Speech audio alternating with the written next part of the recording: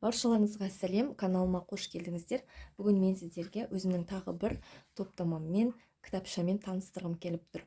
Бұл жүктілерге арналған дұғалар топтамасы. Әрбір әйел жүкті кезінде өзінің жүктілігінің, тоғағының жеңіл өткенін қалайды. Және де біз білеміз, барлығы бір Алланың қолында екені.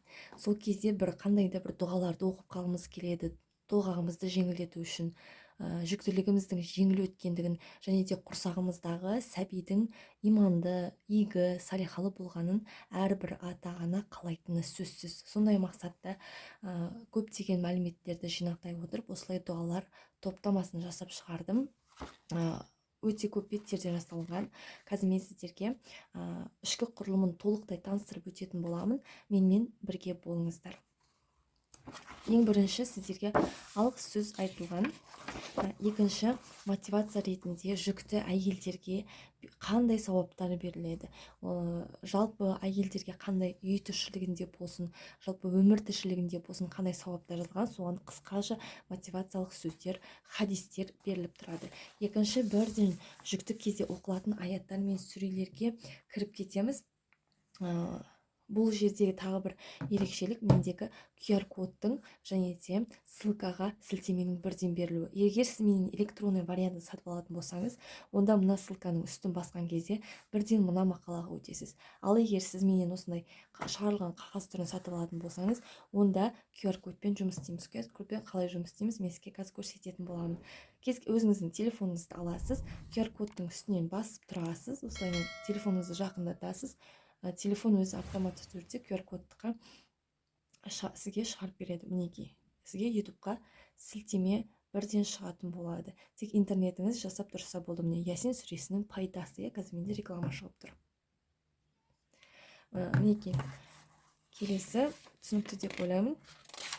Ар жағынан мұның барлығы сүрелер мен аяттар келесі қазақша мағыналы беріп тұрады. Егер сіз өзіңіз арабша оқи алатын болсаңыз, осы Сафат сүресінің 100 аятын, 100-ші аятын Құраннан тауып оқысаңыз болады. Бұл жерде мына жерде қазақша мағыналар беріліп тұрады. Тағы да аяттар, қандай аяттарды оқуымыз керек, барлығы жазылып тұрады. Және де Алла тағаланың қандай есімдерін оқығанымыз жөн, қандай есімдерін көбірек айтқанымыз жөн, сол туралы кішкене мазмұндама беріліп тұрады. Жалпыда жүкті әйелге Алла тағаланың 99 есімін күніне бір рет айтса, тоже абзал болады. Одан кейін жеңіл босану үшін оқылатын аят пен дұғаларға кезек береміз. Қысқаша мазмұндама беріліп тұрады, қай аят, қай сүрелерді оқығанымыз дұрыс болады. Және де мына жерде мінекей сіздерге транскрипциясы беріліп тұрады. Мүмкін сіз бұл дәптерді родзалға алып кететін шығарсыз. Сол кезде осы дәптерден бірден арабшасын оқып жіберсеңіз болады, транскрипциясын оқып жіберсеңіз болады, қазақша мағынасын оқып жіберсеңіз болады. Мінекей барлығы да осылай арабшасы, транскрипциясы қазақша мағынасымен беріліп тұрады. Және көздеріңізге оқуға жеңіл болу үшін әртүрлі түстерді қолдандық. Мынның барлығы тоғақ кезінде жеңілдететін сүрелер, аяттар. Одан кейін қатты тоғақ болып жатады. Қатты тоғақ болған кезде бұл сүрелерді сіз оқуға шамаңыз жетпей де қалуы мүмкін. Сондықтан мінекей шағын зікірлерді салып қойдым. Осы зікірлердің өзін оқысаңыз болады. Осы зікірлер қатты тоғақ болған кезде жақсы көмектеседі. Кейіннен өзіңіз күнделікті таңғы уақытта, кешкі уақытта болатын қазақша дұғаларды жазып қойдым. Осындай 3 беттен тұрады. Осы дұғаларды оқып жүрсеңіз болады. Қандай дұға айтсам болады екен, не істесем болады екен деп ойламайсыз. Осы дұғалардың өзін оқып әдетке айналдырсаңыз жеткілікті. Келесі пайдалы кеңестермен бөлісіп қойдым. Бұл жерде жүкті кезде не істеу керексіз, тоғақ кезінде және тоғақтан кейін қандай кеңестер беріледі, соны жасап қойдым. Бұл кеңестермен өзіңіз артынан жекелей таныспасаңыз болады. Бұл әрбір анаға, жүкті әйелге көмектесетіні сөзсіз. Кейіннен жүктілік тоғақ кезінде тыныс алу техникасы бар. Ішіңізде шейка матка тезірек ашылу үшін осындай жаттығулар жасау.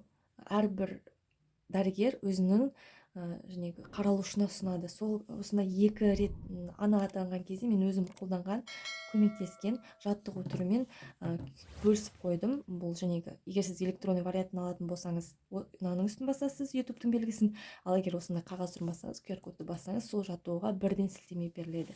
Мінекей, енді қарап тұрсаңыз, мына жақ беттерінің барлығы бос. Неге? Себебі біз білеміз, жүкті әйелдің және толғақ барысындағы дұғалар қайтарымсыз дұғалардың қатарына жатады. Сол себептен де сіз 9 ай бойы өзіңіздің қандай дұға тілектеріңіз бар, толғақ кезінде нені тілегіңіз келеді, нені тілеп жүрсіз, соның барлығын қосымша ретінде жазу үшін осылай ыңғайланыстырып ақ беттің өзін қалдырып қойдым. Мүмкін бұл жерге сіз УЗИ-дің беттерін жапсырасыз, өміріңізде күшті болып жатқан сәттерді, естеліктерді жазып қойасыз. Оның барлығы өз еркіңізде, өз фантазияңызға байланысты. Осыны дұға алып кірген жағдайда дұғаларыңызды да дізіп жазып қойсаңыз болады. Әрбір балаңызға естелік ретінде жаза берсеңіз де болады. Осылай ыңғайластырып жасап қойдым. Электронный вариантын алатын болсаңыз 990 теңге, ал осы шығарылған түрі болса 1200 теңге. Кез келген қалаға доставка бар. Алу үшін мына номерге жазсаңыз болады. Міндетті түрде жауап беретін боламын. Әрбір жүкті әйелге пайдалы болады деген кітапша сондай ойдамын. Соңына дейін тыңдағандарыңызға рахмет. Егер заказ беремін десеңіздер, мен сіздерді WhatsApp желісінде күтетін боламын. Кездескенше сау болыңыздар.